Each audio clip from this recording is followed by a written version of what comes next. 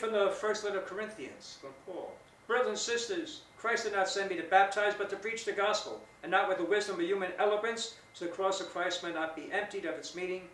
The message of the cross is foolishness to those who are perishing, but to us who are being saved, it is the power of God. And today's the feast of St. Augustine. Yesterday we celebrated the feast of his mom, Monica, and now here's the product, the fruit of her prayers, her tears, is the great St. Augustine. He's the man. He's the great one, the great teacher.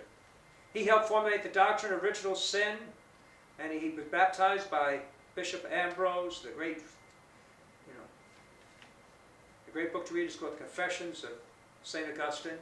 Let me give something simpler to you, some of his sayings. Some of you may recognize, they're so common. You say, oh, that's where they came from. Here we are, ready? This is the one quote that he speaks about his own life. You have made us for yourself, O Lord, and our hearts are restless until they rest in you. It made a lot of sense for Augustine because he was, like I said, lived just a little playboy life. He had a child out of wedlock, and he lived a life and he tried everything and realized it wasn't satisfying him until he turned to the Lord, and then he found God's peace. So that's all of us. We are made for God. Here's one. He who sings prays twice. The favorite quote for all choir directors or people in church trying to make you sing. We say, he who sings prays twice. Love the sinner, hate the sin.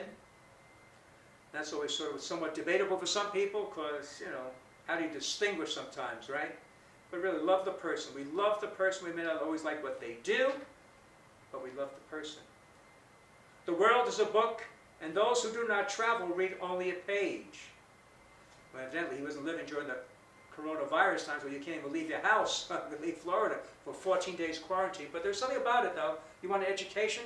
It's, reading's a great way, of course, but also traveling. Opens up your eyes to other parts of the world, how people live. It's really a great, great experience if one can do it.